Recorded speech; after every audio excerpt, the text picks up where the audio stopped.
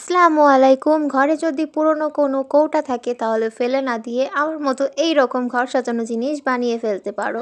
আর এই ছোট্ট কিউট জিনিসটা আমি কিভাবে বানালাম তোমাদের সাথে শেয়ার না করলে তো হবে না, তাই আমি চলে আসলাম তোমাদের সাথে এটা শেয়ার করার জন্য।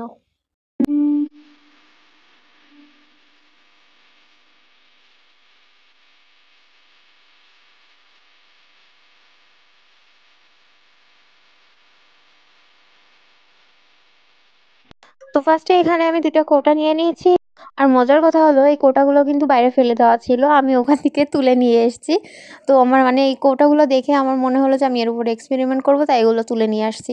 আর আমি এখন এই কৌটাগুলোকে ড্রেস বানিয়ে দিব। তো এখানে আমি ব্ল্যাক কালারের ক্লে নিয়ে এখন এটা রুটির মতো করে বেলে নিয়ে কৌটার শেপে কেটে নিয়ে এর চারপাশে আমি এভাবে ড্রেসটা পরিয়ে দিলাম। আর এটা ড্রেসটা পরানোর পরে এটা আমি ভালোভাবে ফিনিশিং দিচ্ছিলাম। ফিনিশিং এমনিতেও হচ্ছিল না, বাট যেন তেন করেই দিলাম, কারণ এটা এইভাবেই ভালো লাগবে আমার মনে হলো।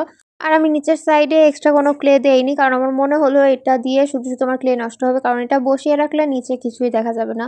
তো এই হলো ফাইনাল লুক। এখন আমি এখানে কাগজ নিয়ে এইভাবে, মনে হচ্ছিল যেন কাগজের সাথে আমার অনেক দিনের শত্রুতা আছে, সেইভাবে দুমড়ে মুচড়ে এর ভেতরে আমি এটা ঢুকিয়ে দিলাম।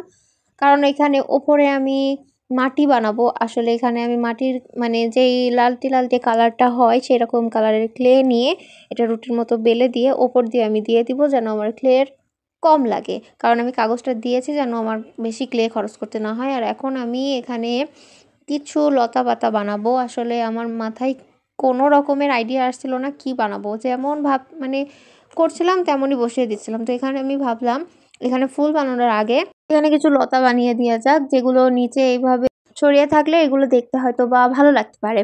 কারণ এরকম আমি অনেক ফুলদানি দেখেছি ছোট ছোট এরকম ওপর সাইডে দেওয়া থাকে। আর এই যে এইভাবে আমি ছড়িয়ে দিয়েছি। এখন আমি এখানে পাতা বানিয়ে নেব। পাতাটা আমি একটু অন্যরকম স্টাইলে বানানোর চেষ্টা করলাম আজকে।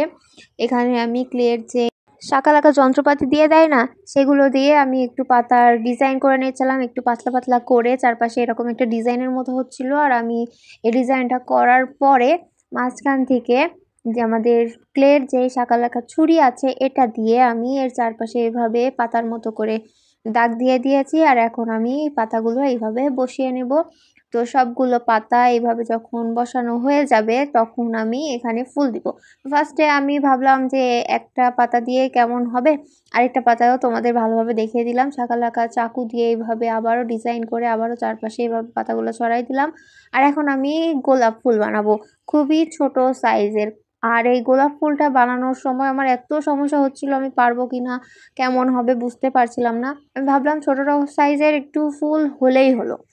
আর এইভাবে আমি ছোট ছোট করে গোল গোল করে একটার সাথে আরেকটা এইভাবে লাগিয়ে দিচ্ছিলাম। আর একটার পর একটা এইভাবে বসানোর পরে আমি এটা লম্বা করে ধরে এইভাবে গোল গোল গোল গোল ঘুরিয়ে দিলেই আমাদের গোলাপ ফুল রেডি হয়ে গেল।